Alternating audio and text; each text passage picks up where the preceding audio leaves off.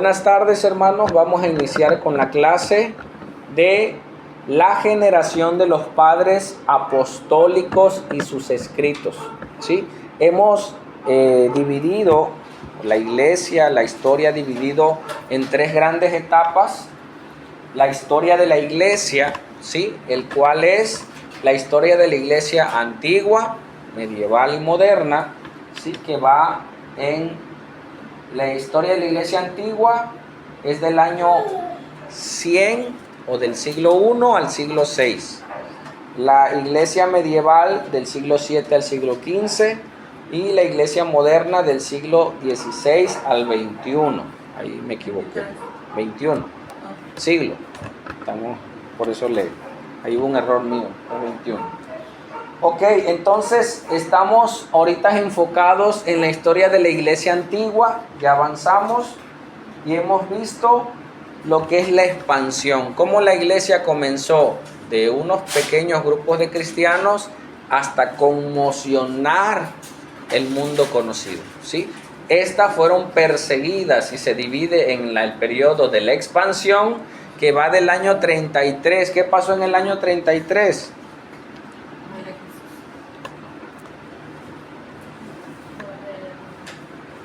Ajá. Pero el Pentecostés, ahí nace la iglesia. En el Pentecostés nace la iglesia cristiana. Año 33, Pentecostés. Año 100, se cierra el canon. ¿Sale? Y del año 100 al año 313 es el periodo de la supervivencia, que hemos visto cómo la iglesia creció, ¿sí? Pero tuvieron que huir, tuvieron que esconderse y no hubo, ¿sí? Mucha teología.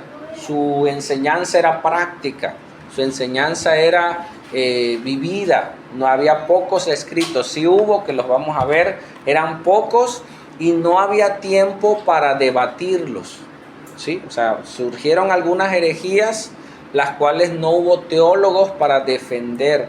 Los hermanos, los líderes de esa época eran contemplativos, o sea, adoraban al Señor, enseñaban y huyen, ¿sí?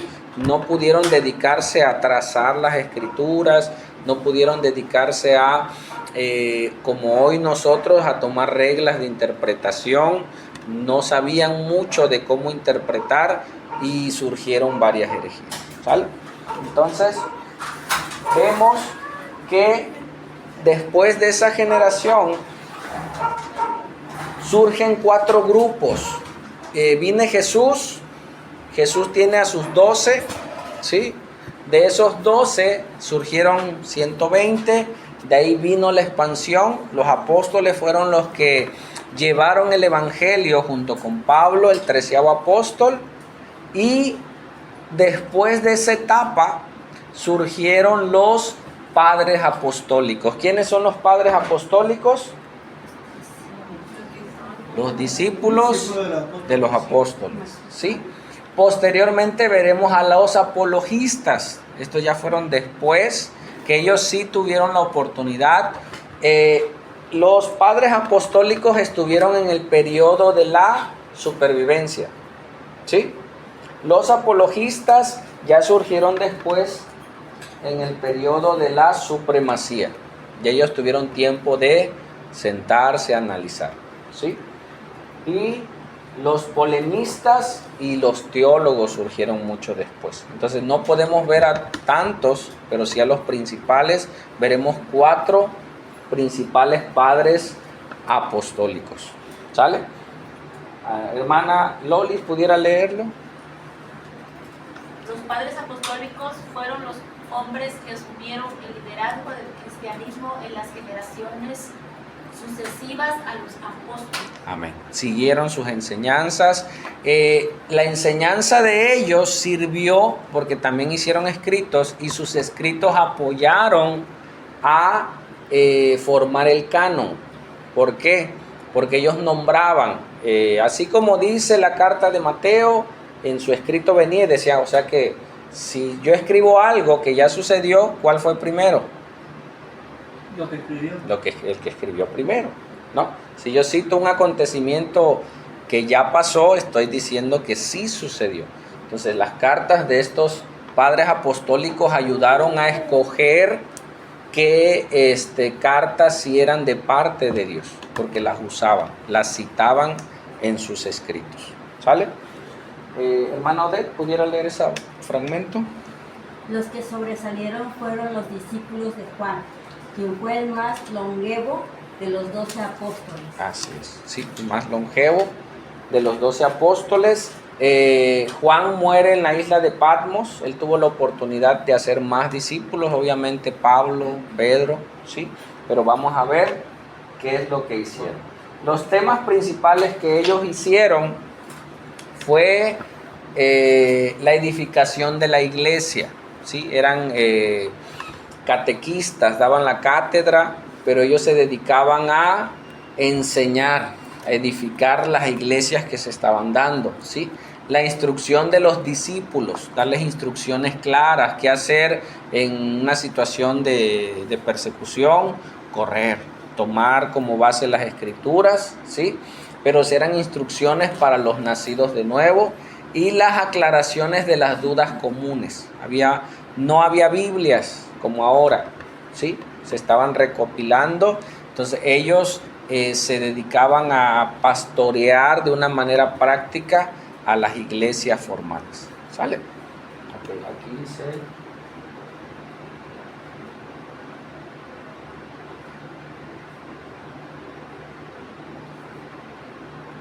No lo leo de aquí, ya no lo amplié.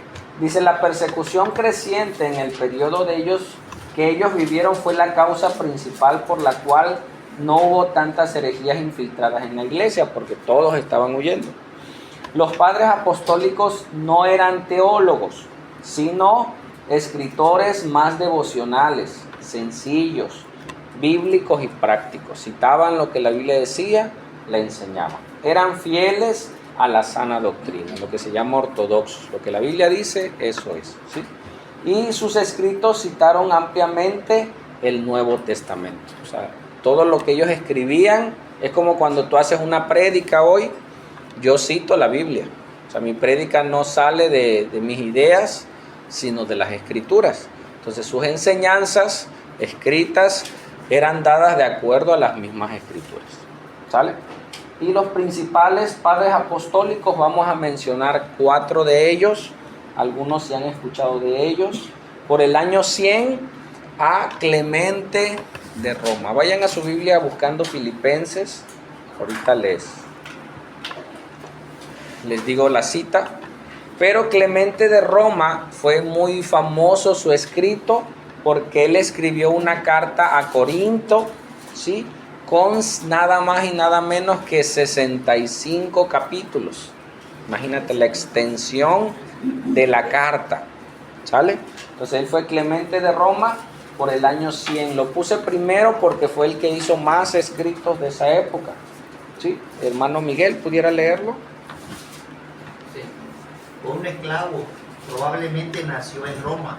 Algunos creen que es el hombre mencionado en Filipenses 4:3. Amén. Vamos a verlo, hermanos. Alguien que lo lea, Filipenses 4:3. En su Biblia. Asimismo, te ruego también a ti, compañero fiel, que ayudes a estas que combatieron justamente conmigo en el Evangelio, con Clemente también y los demás colaboradores míos, cuyos nombres están en el libro de la vida. Amén. Ese Clemente, sí, es el que mencionan que es este personaje, ¿sí? Contemporáneo de los apóstoles, contemporáneo de Pablo, ¿sí? Dicen que posiblemente sea él. Dice, se hizo famoso por su primera carta a los Corintios, de nada más y nada menos que 65 capítulos. Es uno de los escritos más antiguos después del Nuevo Testamento, por el año 95, ¿sí? Por el cual se comprueba la autenticidad de las cartas de Pablo, pues lo cita mucho. O sea, él escribe a la carta a los Corintios y en esa carta cita muchos textos de Pablo. Como dijo Pablo en tal carta, como dijo Pablo en tal epístola, como dijo Pablo. Entonces él está atestiguando con su carta que las cartas de Pablo fueron reales, ¿sí? Fueron verídicas. ¿Sale? Hermano Cristian, ¿pudiera leerlo? En esa carta, Clemente responde a preguntas que le fueron hechas por los corintios y les da consejos en cuanto a aplicar las virtudes cristianas a la vida diaria, a sujetarse a sus líderes, ancianos y diáconos, y a confrontar algunos de los mismos problemas que Pablo abordó en sus cartas a ellos 40, 50 años atrás. Amén. ¿Cuándo murió Pablo? Acuérdense, la persecución de Nerón. Podemos alinear en nuestra mente. Él muere en Roma, Pablo, al igual que Pedro, mueren en Roma en esa persecución. 64 hacia adelante. En el año 64 muere Pablo. Este escrito es del año, ¿qué dijimos? 95. 95.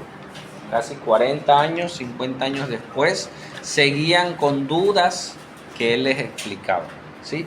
Hoy en día pasa, tú lees la Biblia, pues ellos leían los escritos e iban con el líder, en esa época Clemente, en esa zona, y él les contestaba la carta y les citaba. Así como dice Pablo en su epístola, a veces nosotros cuando mandamos un mensaje a alguien de exhortación, le damos, hermano, anímese, busca al Señor. Mire, dice Corintios 13 o dice el Salmo tal, tú citas un salmo para dárselo.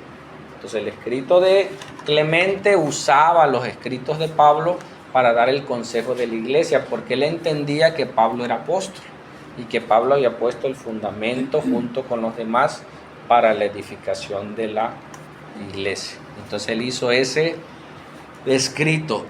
Acuérdense que hay un canon. ¿Qué es el canon del Nuevo Testamento? ¿Alguien con sus palabras, hermana Coti? ¿No? Ajá, ok. El canon del Antiguo Testamento, el canon del Nuevo Testamento es los libros, las cartas del Nuevo Testamento que se escogieron y formaron el Nuevo Testamento. ¿Sí? Cuando tú escuches el canon del Nuevo Testamento, se refiere a todas las cartas que fueron inspiradas por Dios. ¿La carta de Clemente fue inspirada por Dios? ¿Sí o no? No para ser canon, ¿sí? Pero sí fue un libro, fue una carta muy importante para esa época y para ánimo y guianza de los hermanos de Corinto. ¿Sí me explico? No está dentro del canon. Estos 4 que vamos a mencionar y algunas cartas escritos de esa época no están dentro del canon, y vamos a darnos cuenta que ya traían algunos problemas de interpretación. También por la fecha, ¿no? No son contemporáneas al tiempo de... Ajá, muchas sí. Las primeras sí. Sí, por ejemplo, las de Clemente, las de San Agustín, las de Orígenes ya no entran porque son ya fueron posteriores a los apóstoles. Así es correcto. Perdón, una pregunta. Ajá. Por ejemplo, Lucas, Marcos, o sea, ellos sí aparecen en el canon, ¿no? Sí, y todos. ellos fueron discípulos de los discípulos. Pero en su momento ellos no eran pastores o no eran diáconos, ancianos de una iglesia. Sí, así es. O sea, Tuvieron de primera mano con los líderes. En este caso Lucas era discípulo de Pablo, que Pablo estuvo directamente con Jesús en el Espíritu. No lo vio cara a cara, pero le fue revelado. Por eso él es el apóstol a los gentiles. Santiago no fue apóstol, pero estuvo en de primera mano con ellos. ¿Sale? ¿Y lo que dicen que fue levantado al tercer cielo? Pablo. Ajá. Sí, es verdad. O sea, Pablo en Corintios menciona, habla en tercera persona. Él dice, conozco a un hombre, si en el cuerpo o fuera del cuerpo no lo sé, fue arrebatado al tercer cielo. Pablo tuvo una, por decir, ventaja, ¿no? Una gracia mayor sobre nosotros porque él estuvo ahí. O sea, él vio el cielo. O sea, él no le pueden contar. Nosotros lo creemos por fe, no hemos estado ahí. Entonces él regresa de esa experiencia y dice, es verdad. Y él toma con gran pasión el evangelio, no se casó, no vio tesoros en la tierra, él se dedicó a predicar el evangelio porque él sabía que si había un cielo, hay un infierno. Entonces dedicó toda su vida, todas sus fuerzas por predicar el Evangelio, ¿sí? Y ya estos que estamos viendo son el resultado de lo que Cristo hizo en ellos. Y el Espíritu Santo sigue obrando en la iglesia. Amén. ¿Sale? Otro personaje, Ignacio de Antioquía. Ahí lo vemos del año 31 al año 7. ¿Sí? Él fue contemporáneo también, pero su escrito no fue tomado como canon. ¿Sale? Pues vamos a ver. Lo leo. Dice, fue contemporáneo y discípulo del apóstol Juan. Entonces estuvo con Juan. Llegó a ser obispo de Antioquía. Rumbo al martirio de Roma, escribió a las iglesias de Éfeso, ¿sí? Escribió a Magnesia, a Tarsia, a Roma, a Filadelfia, a Esmirna, o sea, iglesias que estaban consolando a los hermanos por la persecución que estaban viviendo. Escribió también una carta personal a Policarpo por los mismos motivos, ¿sí?, que se menciona en la Biblia.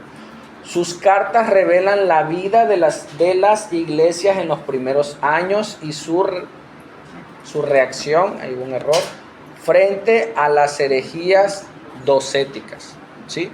Entonces, más adelante veremos lo que es el docetismo. A través de este personaje sabemos mucho de los detalles que sucedieron en las persecuciones, porque él narraba en sus escritos el ánimo, lo que estaba sucediendo, y él les escribía a las iglesias animándolas, dándoles dirección. ¿Qué podemos hacer nosotros en un estudio? Yo no te puedo traer toda la información, yo te doy nombres, detalles, ya nosotros tenemos que anotar el nombre e investigar un poco más. ¿Qué escritos hay de Ignacio de Antioquía? A ver. Y gracias a Dios hoy tenemos ya las fuentes en internet, tú lo escribes y tenemos muchos. En esta clase es una introducción para que nosotros tengamos un panorama de todo esto, ¿sale? Entonces, ¿ellos quiénes son? ¿Son apóstoles? No. Los padres de la iglesia, así se le llama, o los padres apostólicos, ¿sí? Pero padres no como la iglesia católica, ¿no?, que es el padre, sino aquellos que estuvieron al frente de esos movimientos. Otro personaje es Policarpo de Esmirna, ¿sí?, por el año 70 al 150 después de Cristo. Él murió ya grande, hermanos, pero él estuvo haciendo la obra del Señor de una manera maravillosa. Karina, por favor. Sí, pero también fue discípulo del apóstol Juan. Luego llegó a ser obispo de Esmirna, y una de sus discípulos fue Irene de Lyon. Ireneo. Citó mucho el Nuevo Testamento escrito a los filipenses. A él se le atribuye la frase. Ahorita vamos a leer la frase. Entonces, él fue discípulo de Juan, llegó a ser obispo. Recuerden, ¿qué es un obispo? Como un pastor, es un administrador, un encargado, un mayordomo de la iglesia, ¿sí? Toda iglesia nombraban obispos, ¿sí? Dice en Timoteo, el que anhela obispado, obispo es figura de pastor, no como la iglesia católica actual, ¿no?, que tienen rangos, y el rango de obispo es mayor como el de sacerdote, ¿no? Para ellos un obispo era un administrador de una iglesia. Entonces él llegó a ser obispo de la iglesia de Esmirna. A él fue, puse la imagen, él fue muerto como mártir quemado, pero fue un hombre tan hermoso, tan temeroso de Dios, que la gente que lo conocía lo amaba, y a él se le atribuye esta frase, ¿sí?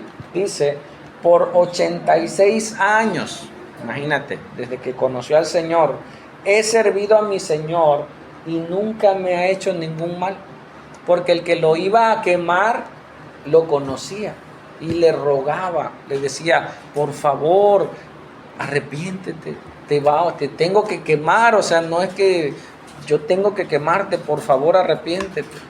Y es donde él dice esto, dice, por 86 años he servido a mi Señor y nunca me ha hecho ningún mal. ¿Cómo habría de blasfemar contra mi Rey que me salvó? O sea, mi rey no es el César, mi rey es Cristo. Porque le decían, blasfema a Cristo y toma al emperador como rey. Decían, no, mi rey es Cristo, porque Él fue el que me salvó. Y murió quemado vivo como mártir por su fe. Y eso dice la historia, que el que lo iba a quemar, o sea, ya estaba todo, ya no más era cosa de prenderle, le rogaba, por favor, arrepiéntete. Y él dijo, no, prefiero morir que negar a mi Señor.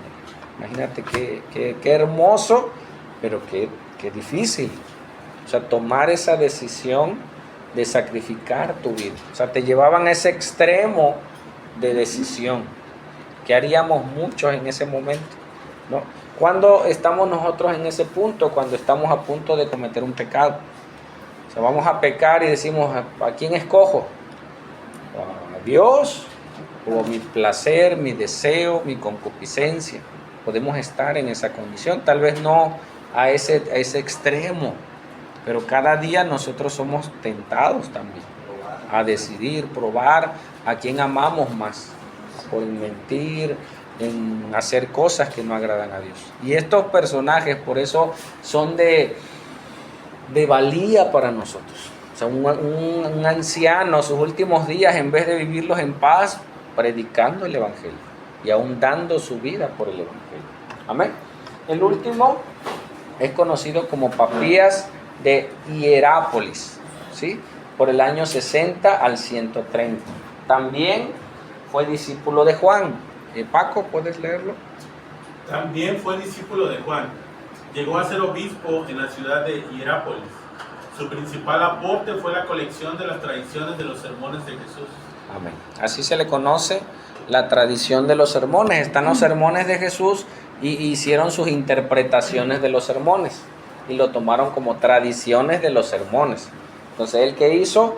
Aportó, como cuando nosotros agarramos una serie de predicación de un texto y haces tus anotaciones. Bueno, él hizo eso, ese trabajo, y quedó como parte de su interpretación de los sermones de Jesús, ¿sí? También fue uno de los testigos más antiguos en la formación del canon, porque citó en sus escritos a Mateo. Dice Mateo en tal, y cuando vieron sus escritos cotejaban lo que decía Mateo, lo que decía Marcos, lo que decía Juan, lo que decía Primera de Pedro y lo que decía Apocalipsis, ¿sí? Y apoyaron a la formación del canon, ¿sale? Entonces esos 4 personajes los tenemos ahí como padres de la iglesia, ¿sale? Vamos a ver algunos escritos que ¿alguien conoce algún escrito o ha escuchado algún escrito de esa época? ¿Cómo? ¿No? ¿Nadie?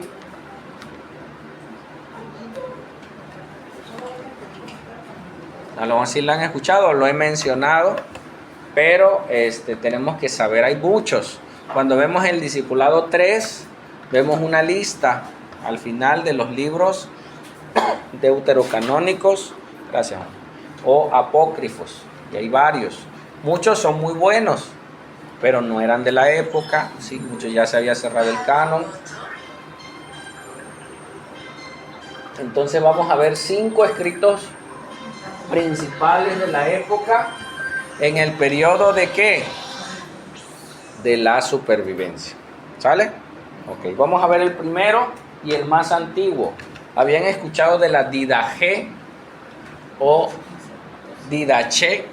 Se puede decir de otra manera.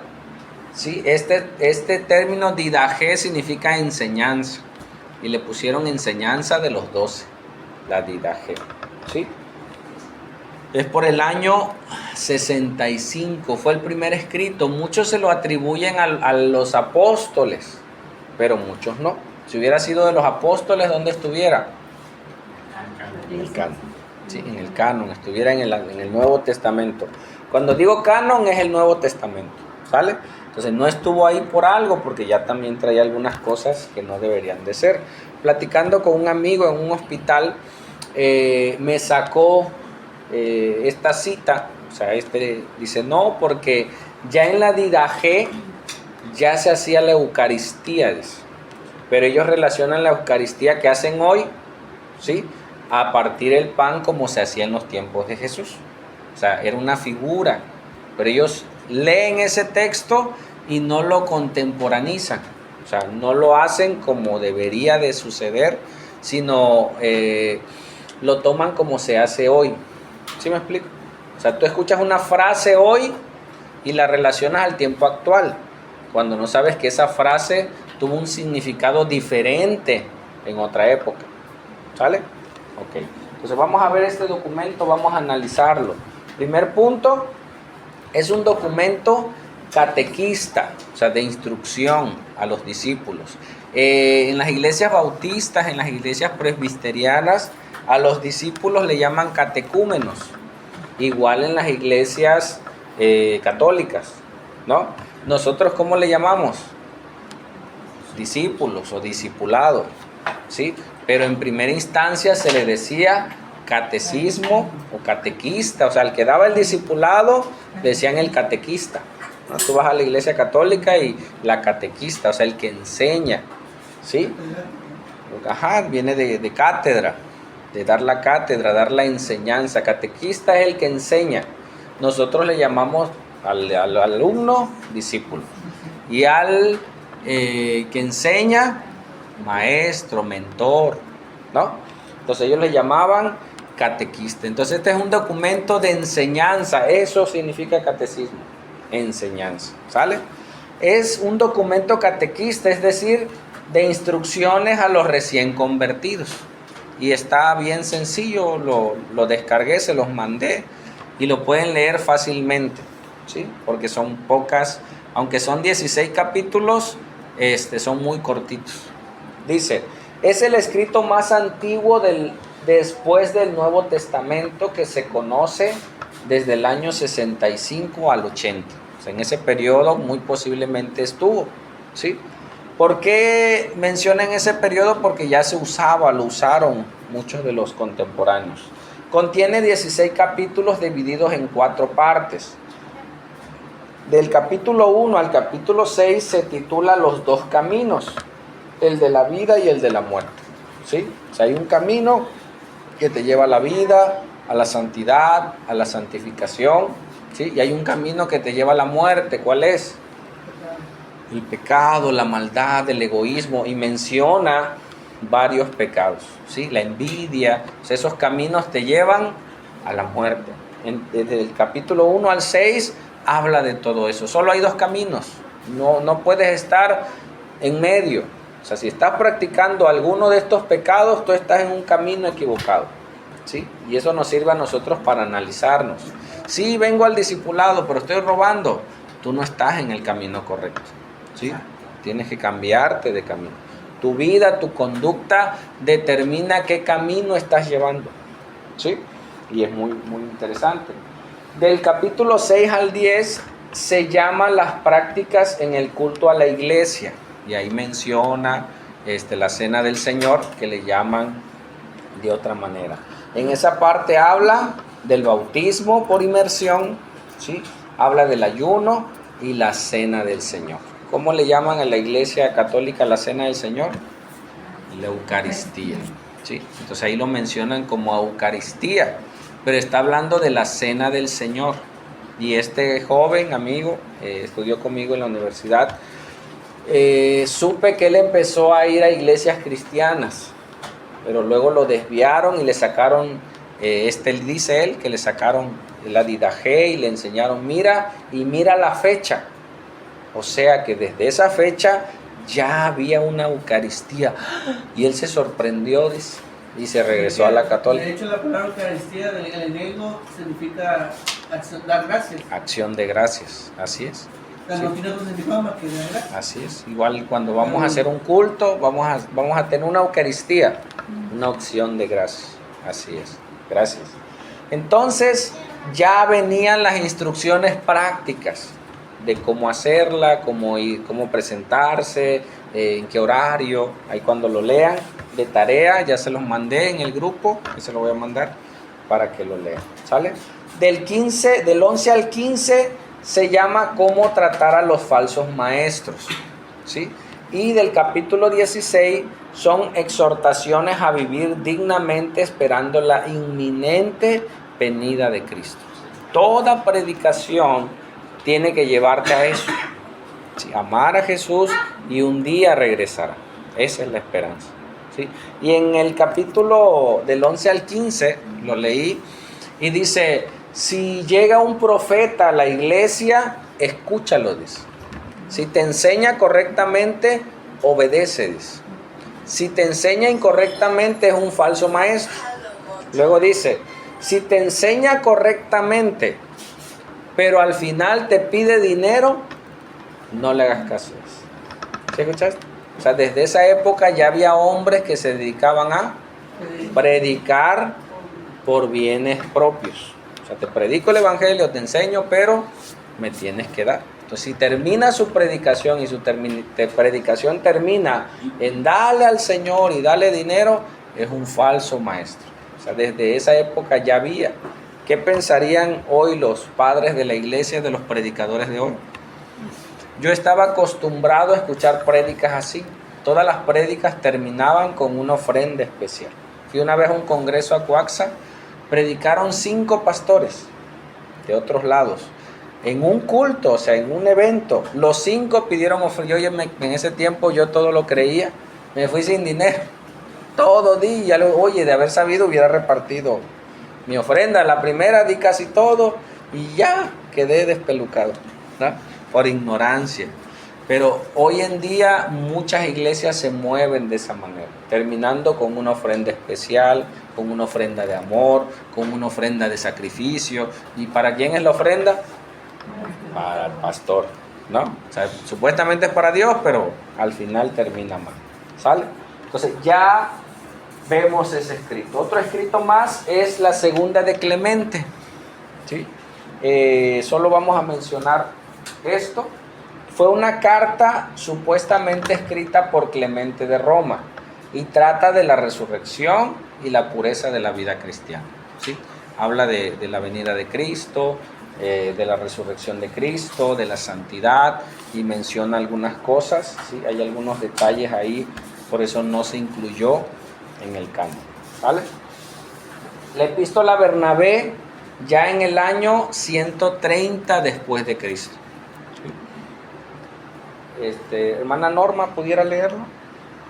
Documento escrito con la idea de ayudar a los convertidos del paganismo que estaban siendo perseguidos por los judíos, supuestamente cristianos, a cumplir la ley. Contiene muchas interpretaciones alegóricas de las escrituras. ¿Qué es alegórico, hermano? Encontrar el sentido espiritual. Ajá, encontrar el sentido espiritual. ¿Qué más? ¿Qué es alegórico? Algo que no es real, que es una figura, que es algo que pudiéramos comparar de alguna manera. El problema de la predicación alegórica, que tú puedes alegorizar todo, y es malo. Hay porciones de las escrituras que son históricas y se narran tal cual. Escuché a un pastor, un compañero de trabajo, un médico, que ellos usan una interpretación alegórica en toda la Biblia. Y desde Génesis, cuando te hablan del río y de que el Éufrates, y hasta eso lo alegoriza. Y el río, y dice, y había piedras, las piedras significan esto, y las piedras, o sea, todo alegorizaban, como ahorita, ¿qué hacen con el arbolito de Navidad? Un ejemplo, alegorizan. El arbolito, la esfera roja significa amor, el color amarillo significa, o sea, alegorizan algo que no tienes que alegorizar, ¿sí? Hacer figuras de cosas que no tienen sentido. Entonces ese fue uno de los grandes errores de los primeros padres de la iglesia, así que todo lo alegorizaban. Entonces ese documento fue escrito con la idea para ayudar a los convertidos del paganismo que estaban siendo perseguidos por los judíos, supuestamente cristianos. O sea, había judíos que decían que eran cristianos, pero querían que judaizaran, como los judaizantes hoy en día. Para que tú seas salvo tienes que guardar la ley, y eso ya lo vimos desde el libro de Hechos, ¿no? Hechos 15, en el concilio hubo una separación, ¿sale? Otro escrito, así se llama, el pastor de Hermas. Si ves las imágenes, son porciones, ¿sí?, de escritos que estuvieron recopilando, hoy se encuentran de esa manera, ¿sí? Y mira, este pastor de Hermas se subió al nivel de Juan, el de Apocalipsis. Hermana Adela, ¿pudiera leerlo? El único escrito representativo de la literatura cristiana de tipo apocalíptico en la era de los padres apostólicos. Su estilo es muy alegórico, usando símbolos y visiones con un propósito moral y práctico. Amén. Sí, es uno de los únicos escritos que haz de cuenta que estás leyendo Apocalipsis, ¿no? O sea, y el dragón, pero todo tiene un simbolismo.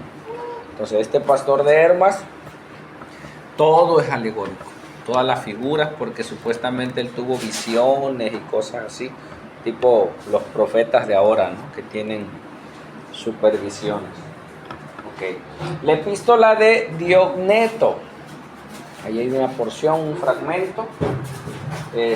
Diogneto era el tutor del emperador romano Marco Aurelio, ¿sí?, que fue uno de los que persiguió a la iglesia entre el año 161 al 180, quien persiguió a los cristianos, pero él era su tutor, ¿sí? Entonces, ¿qué hacían muchos cristianos? Escribían a los emperadores, ¿sí?, defendiendo sus posturas. Y fue una carta, yo no le puedo escribir al emperador, pero sí le puedo escribir al tutor. Y el tutor le va a decir al emperador. Entonces él tenía infuero sobre el emperador, entonces podía hacer eso, ¿sí? Dice, un cristiano, ahí está mal escrito, un cristiano anónimo le escribió esta carta para defender el cristianismo, o sea, estaba siendo perseguido el cristianismo. En esa carta él explica que ser cristiano era mejor que ser pagano, ¿sí? O sea, que si él tenía como emperador ciudadanos cristianos en el imperio, le convenía más. Eran más morales, eran mejores personas, eran mejores ciudadanos.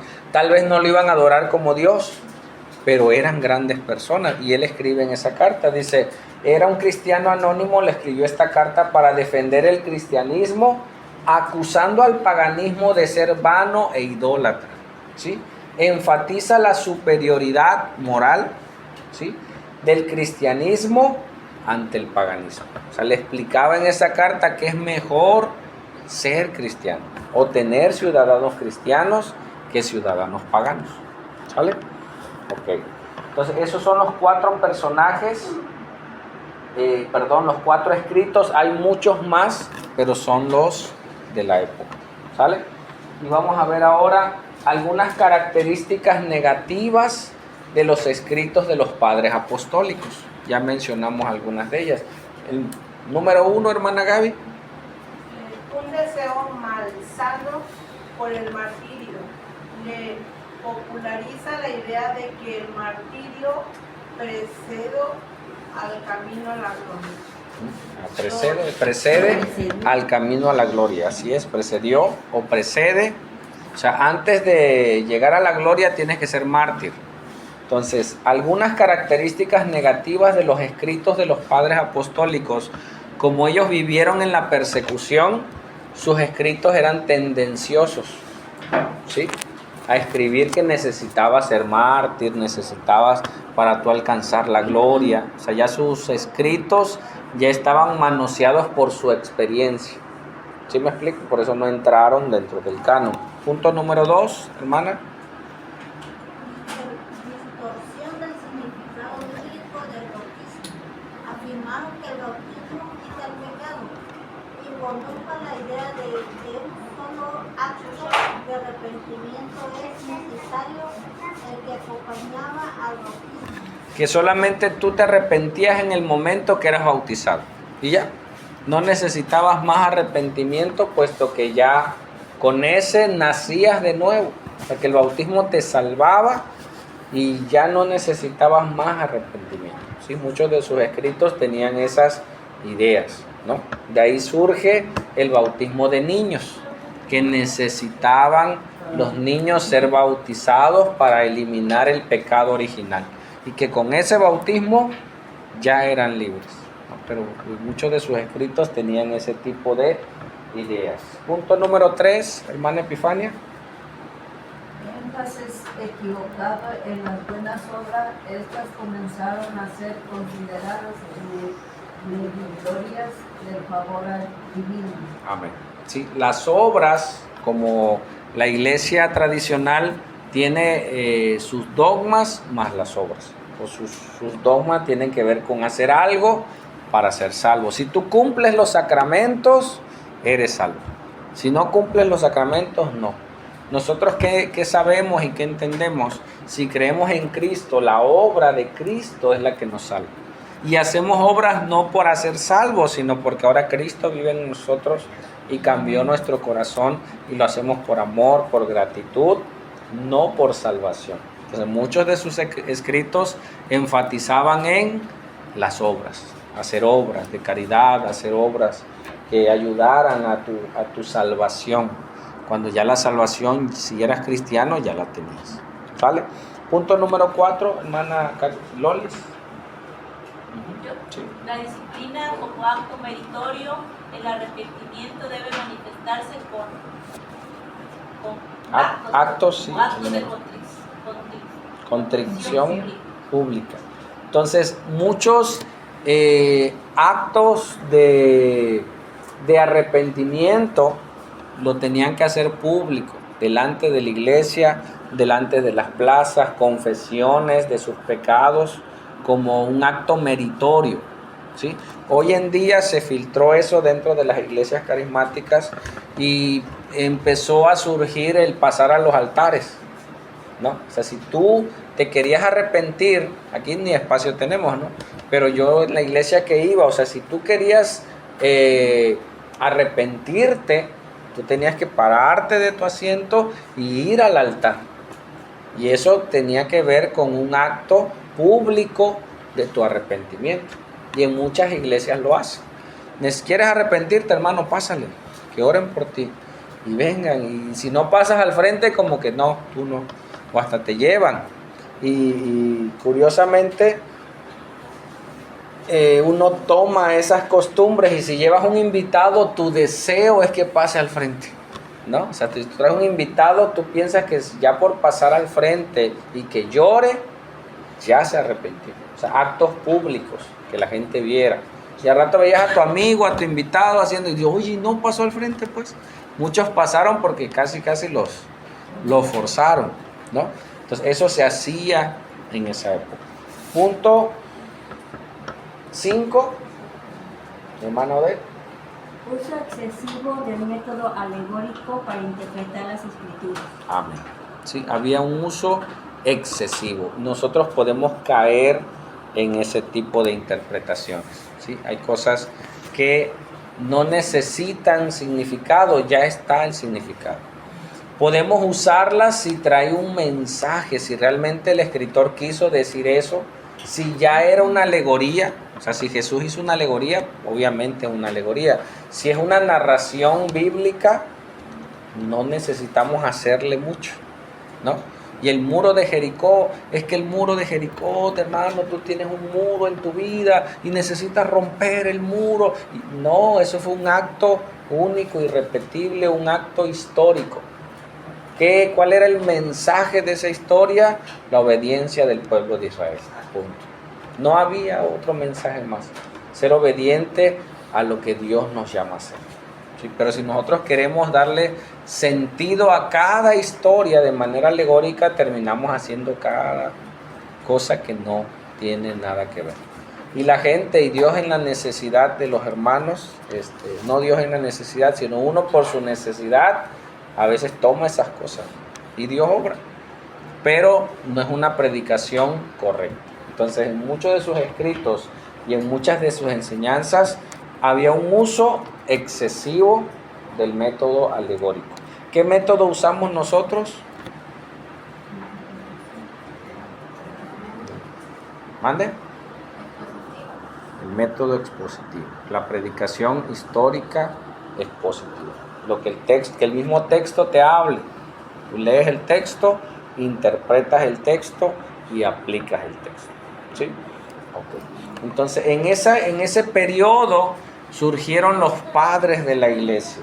Por último, lo vamos a reforzar, los padres apostólicos fueron reemplazados por una nueva generación de líderes que se dedicaron a defender la fe cristiana de los ataques que eran objeto. Ya se habían infiltrado varias herejías, pero ellos estaban pastoreando, ellos estaban ayudando, ellos estaban recopilando los escritos.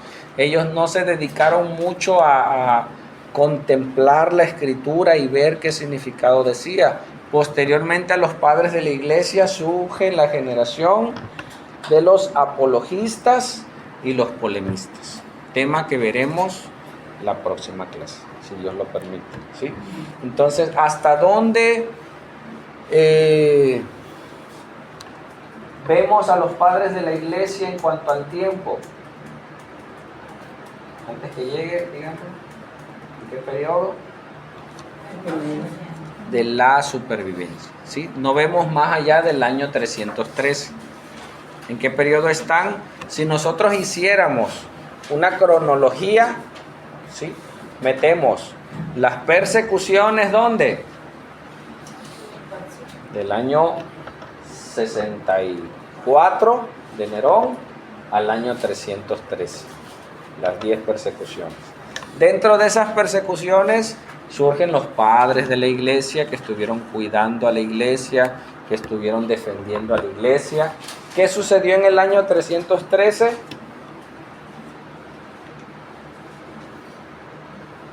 Concilio de Nicea. El edicto de Milán. El edicto de Milán. Y ahí ya terminaron las persecuciones, ¿sí? Y comenzó lo que conocemos como la supremacía de la iglesia, donde avanzaremos, ¿sí?, a cómo ya la iglesia toma un rumbo diferente y las persecuciones fueron diferentes. Vemos en el caso de Pablo perseguía a la iglesia, se convierte al cristianismo, ahora él era el perseguido, ¿no? Entonces aquí fue al revés. Roma perseguía a la iglesia. Roma aparentemente abraza el cristianismo y ahora Roma junto con la iglesia hubo un amaciato y comienzan a perseguir la iglesia a los herejes, aquellos que no querían seguir a Dios supuestamente, pero lo vamos a ir viendo. Entonces vamos a entrar en la etapa de los polemistas. ¿Alguna pregunta hasta ahorita, hermanos? ¿Alguien?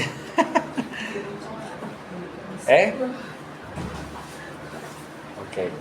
Entonces, de los mismos cristianos que estaban siendo perseguidos, que estaban viviendo que nacen en los primeros, sí, bueno, en la supremacía, estos mismos son los cristianos que se estaban desviando en la doctrina, en la enseñanza. No. Los padres de la iglesia fueron los que cuidaron la iglesia. O sea, ayudaron a la iglesia a permanecer en medio de la persecución. Los obispos fueron reconocidos, algunos, hubo muchos, pero fueron reconocidos muchos por sus escritos extensos. Y pudiéramos decir hoy que tal vez hubo alguien que escribió y no se encontraron sus escritos. O sea, de los escritos que se encontraron, fueron de los que se hablaron, ¿no? Si tú vas a la historia y encuentras datos de una persona, a lo mejor otra persona fue más importante tal vez, pero no había datos de él, pues ni te enteraste. Para Dios sí hay palomita, pero para la historia estamos hablando de los escritos que habían. Ellos fueron los que ayudaron a conservar la pureza de la iglesia. Veremos las herejías en este periodo más adelante, cuando veamos los polemistas, los apologetas y los teólogos. ya ellos defendieron de esas herejías, inclusive muchos de sus escritos eran directos a los emperadores, o sea, apelando, porque muchos emperadores tomaron posturas herejes. Entonces ellos defendían y se acostumbraban a los concilios. Entonces ellos hacían escritos directamente a aquellos que podían hacer algo. No es como cuando pasa algo en la escuela, vamos a bajarlo a una escuela. ¿A quién te diriges? Al director. ¿No? O sea, vas con la mamá, oye, no, la mamá no tiene fuero, el maestro más o menos, vas con el director. Entonces muchos de estos escritos eran directos a los emperadores, a los que estaban a cargo del gobierno, y los tenemos todavía. Hizo Pablo, ¿no? Para el concilio que le dieran cartas, porque él pensaba que estaba bien no perseguir a los cristianos. Así es, sí. Hoy en día los que hacen concilios son iglesias en lo particular. Ya no hay un concilio universal. Cada iglesia tiene sus propios grupos o sus propios concilios y pueden fomentar sus propias herejías, ¿no? Entonces, ¿qué está haciendo el mundo ahorita? Hacer una sola iglesia. Y eso es la pavimentación para la venida del anticristo, que ya está, o sea, ya está todo esto. Entonces nosotros nos estamos formando para conocer, tener razón de nuestra fe, ¿sí? Pudiera, bueno, ya lo dejamos. Para ver si, ajá. Un comentario nada más lo que dijo la hermana.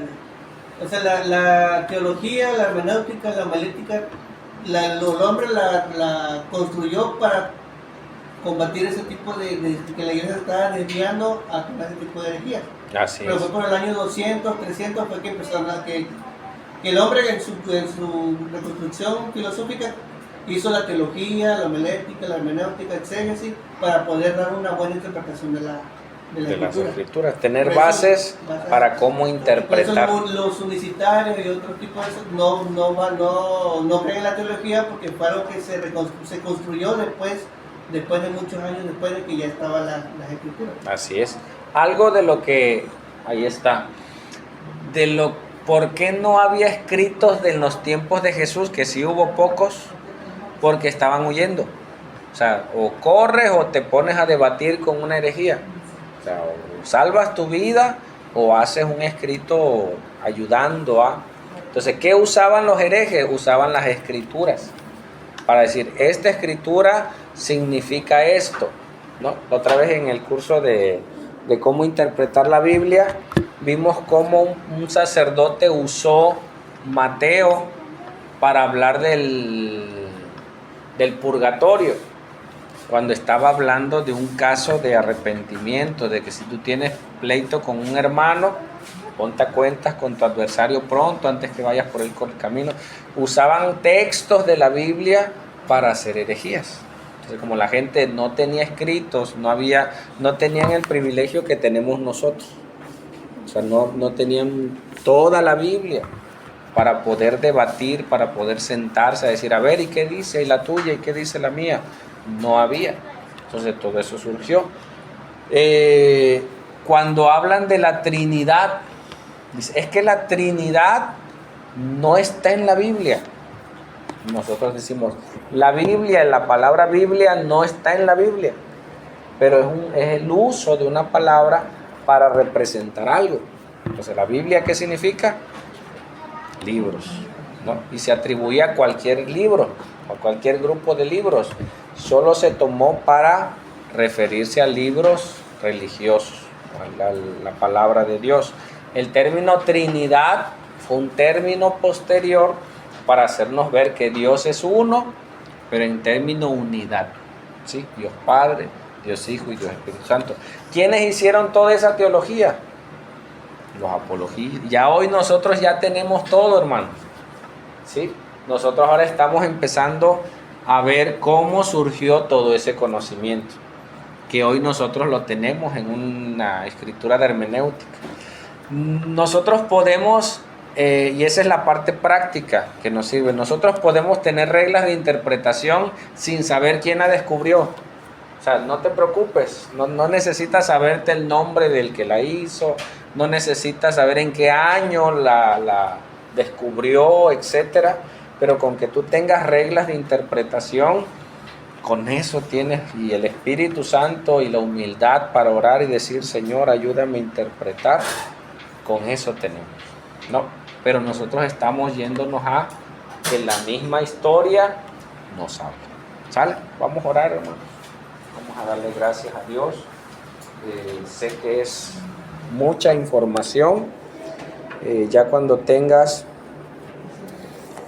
el papel en tu mano y el audio, puedas ir cotejando, subrayando, aumentando tu conocimiento con los nombres de esas personas. ¿Sale? Padre, gracias, Señor, por esta hermosa tarde ya. Gracias por la vida de mis hermanos que apartan su tiempo, Señor, que apartan sus vidas, aún su economía para poder venir a un estudio bíblico, Señor. Gracias porque tú eres bueno y tú nos has socorrido y nos has guardado. Ayúdanos a tener esa gracia, Señor, esa pasión por el Evangelio, esa pasión por estudiar tu palabra, esa pasión por predicar el Evangelio, que cuando estemos en la tentación, mi Señor, podamos decidir correctamente, papá, y decidir por ti, y defender nuestra fe, Señor. Danos esa gracia y ese valor para hacerlo. Tenemos ejemplo en la historia de grandes hombres, de grandes mujeres que dieron su vida, que tú les diste la gracia para defender su fe, papito lindo.